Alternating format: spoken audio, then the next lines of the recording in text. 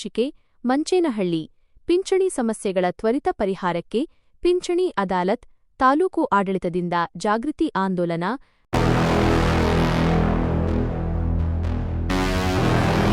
ಮಂಚೇನಹಳ್ಳಿ ತಾಲೂಕು ಆಡಳಿತ ಹಾಗೂ ಕಂದಾಯ ಇಲಾಖೆಯ ಸಂಯುಕ್ತ ಆಶ್ರಯದಲ್ಲಿ ಸಾರ್ವಜನಿಕರ ಪಿಂಚಣಿ ಸಮಸ್ಯೆಗಳನ್ನು ಸ್ಥಳದಲ್ಲೇ ಇತ್ಯರ್ಥಪಡಿಸುವ ಉದ್ದೇಶದಿಂದ ಇಂದು ತಾಲೂಕು ಕಚೇರಿ ಆವರಣದಲ್ಲಿ ಪಿಂಚಣಿ ಅದಾಲತ್ ಕಾರ್ಯಕ್ರಮವನ್ನು ಯಶಸ್ವಿಯಾಗಿ ಆಯೋಜಿಸಲಾಗಿತ್ತು.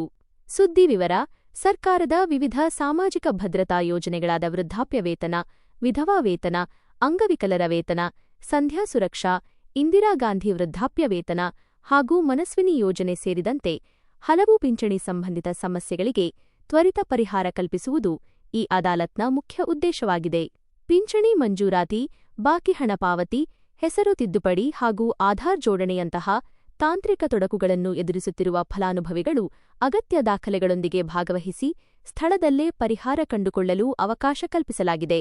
ತಹಶೀಲ್ದಾರ್ ಸಂದೇಶ: ಎಲ್ಲ ಅರ್ಹ ಫಲಾನುಭವಿಗಳು ತಾಲೂಕು ಆಡಳಿತ ಒದಗಿಸಿರುವ ಈ ಸುವರ್ಣ ಅವಕಾಶವನ್ನು ಸದುಪಯೋಗಪಡಿಸಿಕೊಳ್ಳಬೇಕು. ಪೂರ್ಣಿಮಾವಿ, ತಾಲೂಕು ದಂಡಾಧಿಕಾರಿಗಳು, ಮಂಚೇನಹಳ್ಳಿ. ಆಂದೋಲನದ ಪ್ರಮುಖ ಅಂಶಗಳು: 3 ಕಂದಾಯ ವೃತ್ತಗಳಲ್ಲಿ ಜಾಗೃತಿ. ಮಂಚೇನಹಳ್ಳಿ ಕಂದಾಯ ವ್ಯಾಪ್ತಿಯ 3 ವೃತ್ತಗಳಲ್ಲಿ ಈಗಾಗಲೇ ಪಿಂಚಣಿ ಜಾಗೃತಿ ಆಂದೋಲನ ನಡೆಸಲಾಗಿದೆ.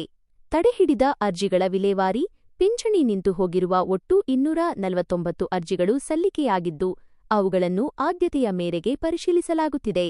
ಮನೆ ಭೇಟಿ ಮಾಹಿತಿ: ಪ್ರತಿ ಕಂದಾಯ ವೃತ್ತದಲ್ಲಿ ದಿನಕ್ಕೊಂದು ಆಂದೋಲನದಂತೆ ಕಾರ್ಯಕ್ರಮ ರೂಪಿಸಲಾಗಿದೆ. ಪಿಂಚಣಿ ತಡೆಹಿಡಿಯಲ್ಪಟ್ಟಿರುವ ನಾಗರಿಕರ ಮನೆಗೆ ತೆರಳಿ ಅದಾಲತ್ನಲ್ಲಿ ನೋಂದಣಿ ಮಾಡಿಕೊಳ್ಳುವಂತೆ ಜಾಗೃತಿ ಮೂಡಿಸಲಾಗುತ್ತಿದೆ ಎಂದು ಕಂದಾಯ ಇಲಾಖೆಯ ಡಿಟಿ ರವಿಕುಮಾರ್ ಮಾಹಿತಿ ನೀಡಿದ್ದಾರೆ.